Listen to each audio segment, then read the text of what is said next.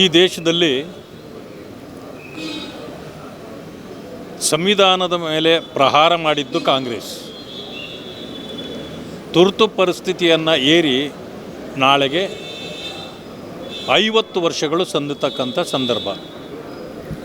Doctor Baba Saheb Ambedkar ಅವರು ಏನು ಸಂವಿಧಾನವನ್ನು ಬರೆದಿದ್ರು ಅದನ್ನು ತಿರುಚಿದ್ದು ಮತ್ತು ತಮ್ಮ ಅಧಿಕಾರವನ್ನು ಉಳಿಸಿಕೊಳ್ಳುವ ಕಾರಣಕ್ಕಾಗಿ ದೇಶದ ಮೇಲೆ ತುರ್ತು ಪರಿಸ್ಥಿತಿಯನ್ನು ಏರಿ ಸಂವಿಧಾನಕ್ಕೆ ಅಪಚಾರ ಮಾಡಿದ್ದು ಶ್ರೀಮತಿ ದಿವಂಗತ ಇಂದಿರಾ ಗಾಂಧಿಯವರು. ಸಂದರ್ಭ ಒಂದು ತುರ್ತು ಪರಿಸ್ಥಿತಿಯನ್ನು ಏರ್ತಕ್ಕಂಥದ್ದು ಒಂದು ದೇಶಕ್ಕೆ ಬರ್ತಕ್ಕಂಥದ್ದು ಅಂತಂದರೆ ಆ ದೇಶಕ್ಕೆ ಏನಾದರೂ ದೊಡ್ಡ ಗಂಡಾಂತರ ಬಂದಿರಬೇಕು.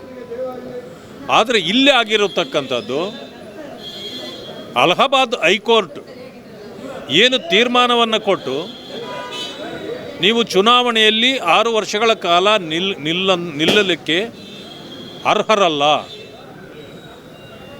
ನೀವು ಚುನಾವಣೆಯಲ್ಲಿ ತುಂಬ ಒಂದು ಇದನ್ನೆಲ್ಲ ಮಾಡಿ ಸಿಕ್ಕಿಬಿದ್ದ ನಂತರ ಒಂದು ಹೈಕೋರ್ಟ್ನಲ್ಲಿ ಒಂದು ತೀರ್ಪು ಬರುತ್ತೆ.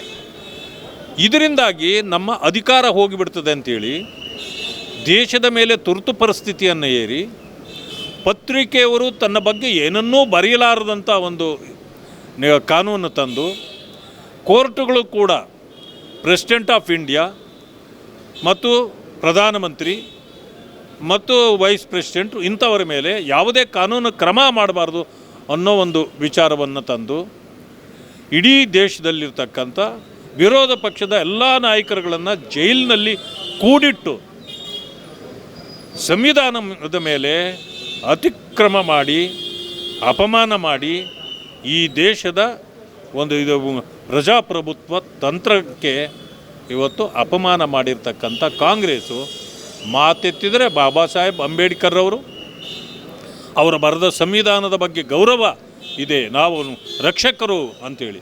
ಇವರು ರಕ್ಷಕರಲ್ಲ, ಇವರು ಯಾವತ್ತಿದ್ರೂ ಕೂಡ ಭಕ್ಷಕರು ಅಂತಕ್ಕಂಥ ಮಾತನ್ನು ಇವತ್ತು ನಾವು ಕೂಡ ಹೇಳ್ತೇವೆ, ಜನವೂ ಕೂಡ ಅದನ್ನೇ ಮಾತಾಡ್ತಾ ಇರ್ತಕ್ಕಂಥ ಸಂದರ್ಭ ಇದು.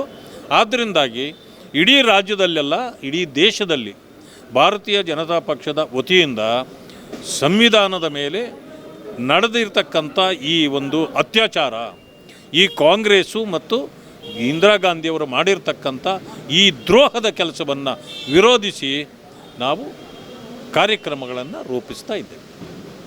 ಧನ್ಯವಾದ.